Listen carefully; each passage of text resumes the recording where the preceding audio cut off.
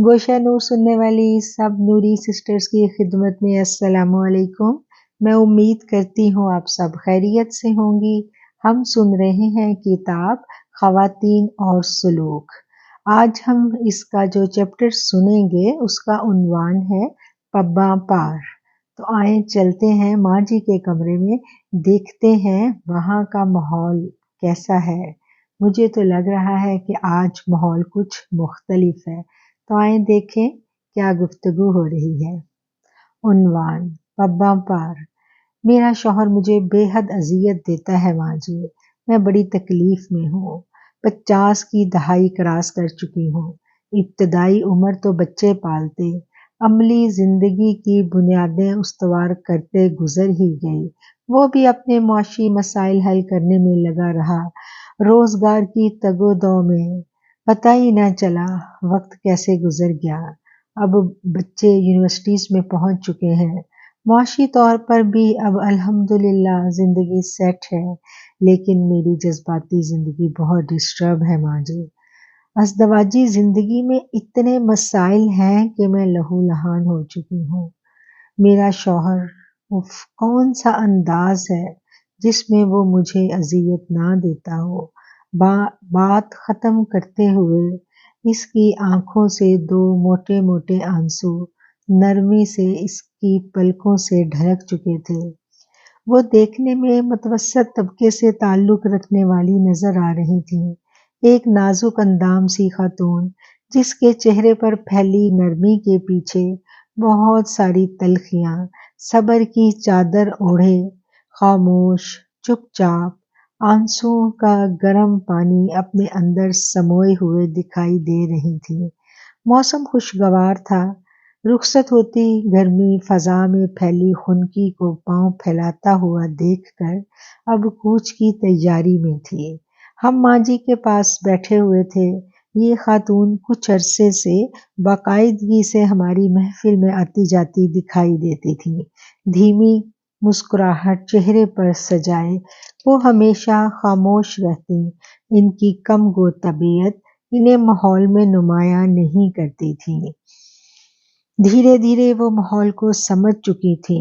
अब इनके लहजे और अंदाज में अपनायत थी और वो यूं माँ जी को अपने दुख सुना रही थी गोया वो इनको बरसों से जानती हो।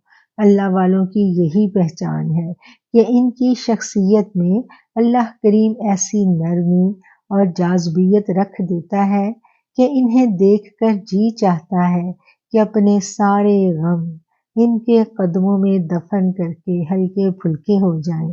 दुखों पर यूं मरहम रख देने वाली नरम मुस्कुराहट इन अल्लाह वालों के चेहरे का खासा होती है। और फिर ये लोग भी खिदमत खलक की अपनी इस ड्यूटी में कोई कसर नहीं उतार छोड़ते। सिर्फ अल्फाज का मरहम और इनके वजूद की शफकत, इनके लबों से निकलने वाले दुआया कलमात दुखियारे दिलों के लिए आबे हयात होते हैं। क्या वजह है, क्यों इतनी परेशान हो बेटी? माँ जी का बूढ़ा वजूद इसके लिए शफकत भरी आगोश बन चुका था। जिंदगी का सफर बेहद मुश्किल हो गया है माँ जी। वालदैन हयात नहीं है, बच्चे जवान हैं। समझ में नहीं आता कि अपने जख्म किसको दिखाऊं। मुझे शिकवे शिकायत की आदत नहीं है। वैसे भी इस उम्र में अब मैं वावेला मचाती अच्छी लगूंगी। इसके लहजे में तलखी थी। मैं तो समझती थी कि बच्चे पल जाएंगे, मुआशी मसाइल हल हो जाएंगे तो जिंदगी में सुकून आ जाएगा। पर मेरा तो सुकून ही कहीं चला गया है माँ जी। क्या करूं? माँ जी अभी तक खामोश थी। शायद वो इसको मौका दे रही थी कि वो अपना सारा गुबार बाहर निकाल ले। आंखों में शफकत और तजस्सुस समेटे इन्होंने प्यार से इस औरत के कंधे पर हाथ रखा। जरा सी शफकत पाकर वो फूट फूट कर रोने लगी। मैं पब्बा पार खड़ी हूँ माँ जी, पब्बा पार। लम्हे भर को भी सांस नहीं आता मुझे। बहुत अजियत में हूँ। इसकी सिसकियों से कमरे में सोगवारी छा गई। मालूम नहीं इसके क्या दुख थे। جن کو زبان پر لانا اسے مشکل لگ رہا تھا، ورنہ عام طور پر خواتین اتنی لمبی تمہید نہیں باندھتی۔ ماں جی کی شفقت دیکھ کر جھٹ سے اپنے دکھوں کی پوٹلیاں ماں جی کے سامنے سجا کر رکھ دیتی ہیں۔ آنسوؤں کے رستے کچھ غبار نکال کر اب وہ قدرے سنبھل چکی تھیں۔ پرس سے ٹیشو پیپر نکال کر انہوں نے اپنی آنکھوں کو صاف کیا اور خاموش ہو گئی۔ پھر بولی، ماں جی، میں نے بہت ایمانداری اور محنت سے اپنی زندگی بسر کی ہے، بہت وفاداری سے اپنے شوہر کے ساتھ ٹائم گزارا ہے، لیکن اب میں بہت ٹوٹ چکی ہوں۔ اللہ کو پانا، اس سے محبت، اس کے رسول صلی اللہ علیہ وآلہ وسلم کے بتائے ہوئے راستے پر چلنے کی میں نے ہمیشہ کوشش کی۔ مذہب کو میں نے ہمیشہ اولین ترجیح دی۔ غلط صحیح کا فیصلہ ہمیشہ اللہ کے احکامات کی روشنی میں کیا، لیکن سچ کہوں تو اب میں مذہب کے بارے میں بھی الجھاؤ کا شکار ہو گئی ہوں۔ اس کے لہجے میں تلخی نمایاں تھی۔ ماں جی مسلسل اپنے وجود میں پیار سمیٹے ہمادن گوش تھیں۔ کیا اسلام کے قوانین صرف عورت کے لیے ہیں؟ اس نے اپنی بلند ہوتی آواز کو دباتے ہوئے ماں جی کو مخاطب کیا۔ وہ ماں جی کا جواب فوری سننا چاہ رہی تھی۔ ماں جی نے اس کا ہاتھ پکڑ کر پیار سے سہلایا اور خاموش لبوں کے ساتھ اپنی بولتی ہوئی نگاہیں اس کے چہرے پر جما دی، جیسے کہہ رہی ہوں، بیٹی، پہلے اندر کا غبار نکال لو، پھر جو سنو گی اسے اپنے اندر جذب کرنے میں آسانی ہوگی۔ وہ بھی نگاہوں کی زبان سمجھ گئی، بولی، ماں جی، میں مڈل ایج کرائسس کا شکار ہوں۔ میرا شوہر بے راہ روی کا شکار ہو رہا ہے۔ وہ برے کردار کا آدمی نہیں تھا ماں جی، یا شاید میں اسے ساری زندگی سمجھ ہی نہ سکی۔ اس کا لہجہ سپاٹ تھا۔ وہ قدرے سرگوشیانہ انداز میں بات کر رہی تھی۔ شاید میں بوڑھی ہو چکی ہوں اور اب میں اسے ہر دن وہ سروسز نہیں دے سکتی جو ایک کم عمر عورت سے مرد کو مل سکتی ہے۔ جو ان جوان بچوں کی ماں یہ سب کچھ افورڈ نہیں کر سکتی۔ ماں جی، میں کیا کروں؟ بتائیں نا ماں جی، کیا حل ہے میرے پاس؟ کیا وہ شروع سے ہی ایسا تھا یا تمہارے رویے نے اسے ایسا کر دیا؟ ماں جی نے اس کی آنکھوں میں جھانکتے ہوئے کہا، ہماری زندگی بہت اچھی گزر رہی تھی۔ ہر وقت اسے ایک تازہ دم، شوخ اور زندگی سے بھرپور عورت کی طلب تھی۔ اس نے مجھے زندگی میں کبھی سانس نہیں لینے دیا۔ میں نے ہمیشہ اپنی ذات کی نفی کی، شوہر کی خوشی، بچوں کی ذمہ داری، زندگی کے شب و روز تھکے بغیر مستقل جد و جہد میں گزارے ہیں میں نے۔ 30 سالہ شادی شدہ زندگی میں نے پباں پار گزار دی ہے ماں جی۔ اس میں کہیں ہنا تھی ہی نہیں، صرف بیوی تھی، ماں تھی، بہو تھی، میری ذات، میرا وجود تو کہیں تھا ہی نہیں۔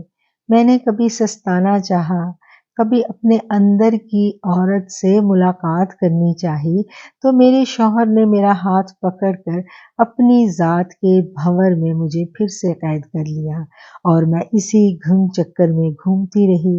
اب میں بوڑھی ہو چکی ہوں، تھک گئی ہوں، اب بچے بھی سنبھل گئے ہیں۔ اب میں کچھ وقت اپنے ساتھ گزارنا چاہتی ہوں، اپنے من سے ملنا چاہتی ہوں، اپنی روح سے ملاقات کرنا چاہتی ہوں، اس روح سے جس کو اللہ کریم نے قرآن مجید میں مخاطب کر کے کہا ہے، اے اطمینان والی جان، اپنے رب کی طرف اس حال میں واپس لوٹا کہ تو اس سے راضی اور وہ تجھ سے راضی ہو۔ میں اس واپسی کے سفر کے بارے میں جاننا چاہتی ہوں ماں جی۔ میں اس سے ملنا چاہتی ہوں۔ وہ کون ہے جو میرے اندر تھا، جو میرے اندر ہے؟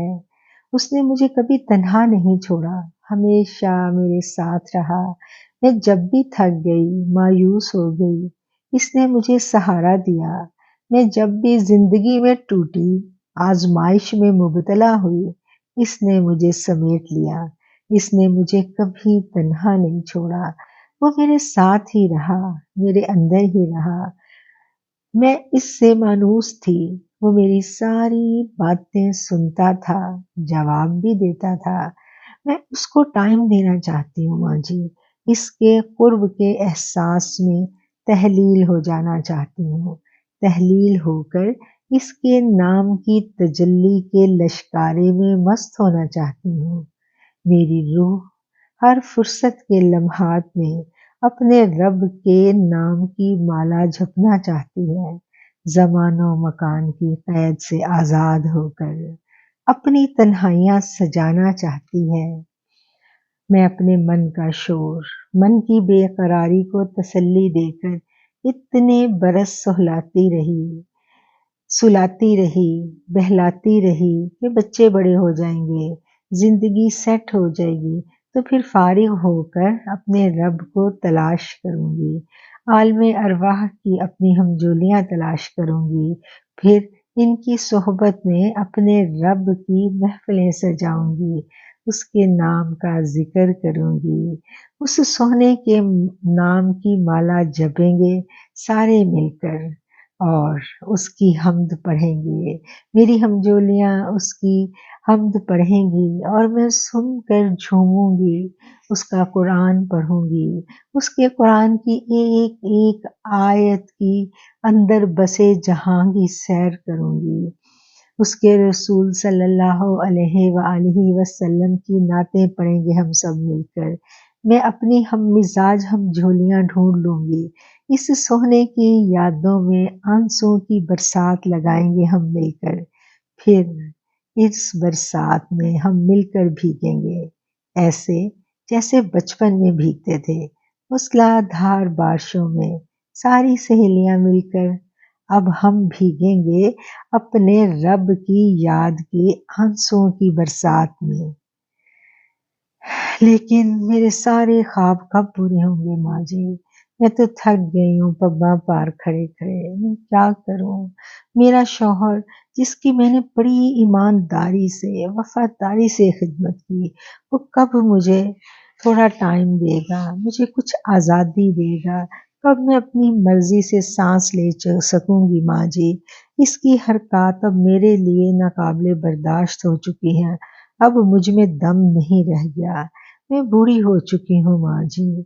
मेरे अंदर की औरत अब आज़ादी चाहती है सब फिक्रों से। इसने जब मेरी रग़बत इन कामों में देखी तो वो अपनी ख्वाहिश नफ्स के लिए अल्लाह की हदों को तोड़ने तक चला गया। वो ऐसा नहीं था माँ जी। सारी जिंदगी इसने मुझसे वफा की। मैं इसकी बेवफाई बर्दाश्त नहीं कर सकती। जवान बच्चों की माँ हूँ। अपनी बेटी की उम्र का भी लिहाज नहीं कर रहा वो।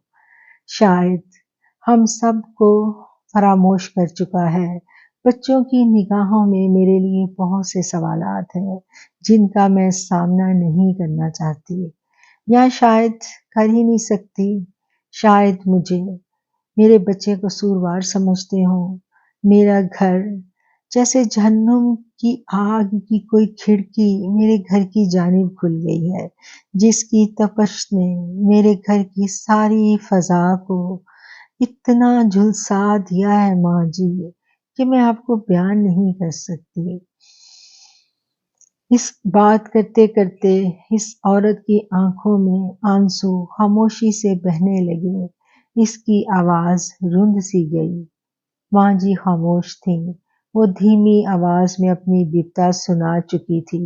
अब माँ जी ने आंसुओं के गुबार के थम जाने का इंतजार किया कि वो अपनी बात का आगाज कर सके।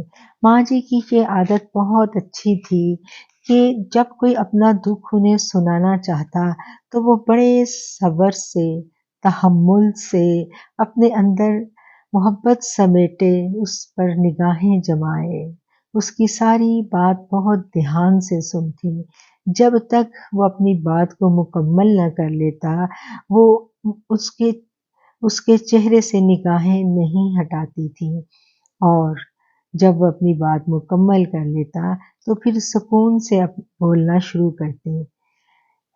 آج بھی کچھ ایسا ہی تھا۔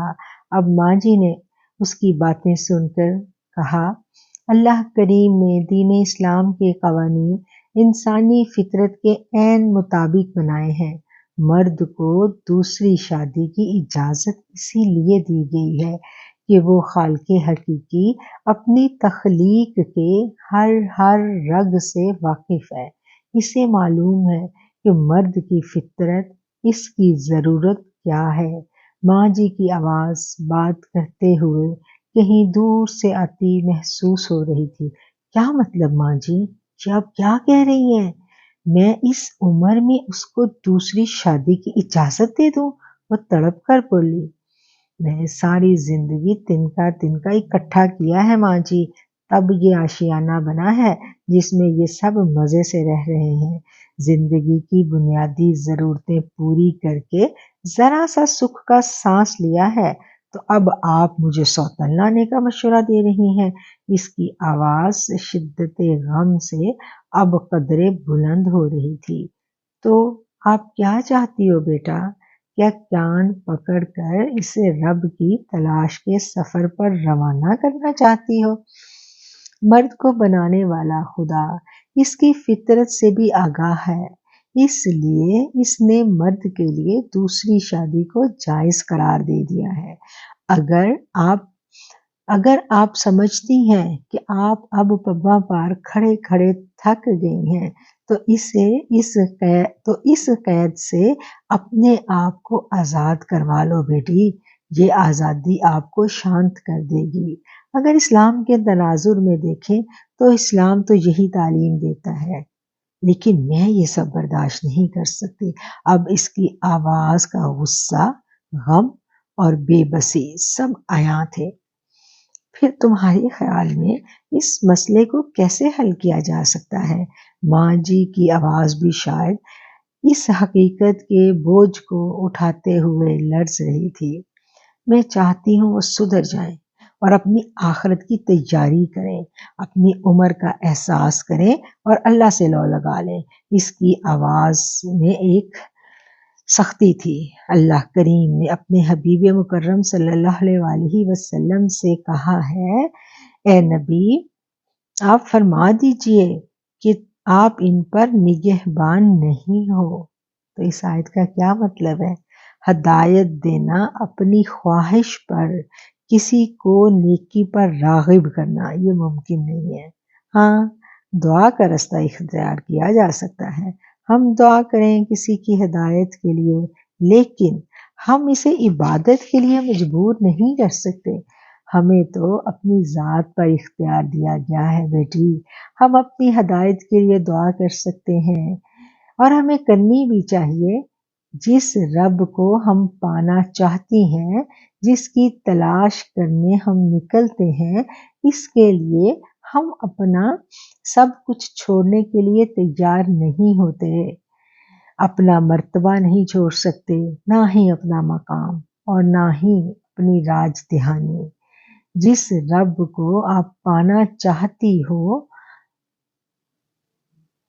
اس رب کے لیے تو یہ سب کرنا ہوگا۔ پوجا تو رب کی جاتی ہے، پانا ہم رب کو چاہتے ہیں اور پوجا ہم اپنی ذات کی کروانے کے در پہ ہوتے ہیں۔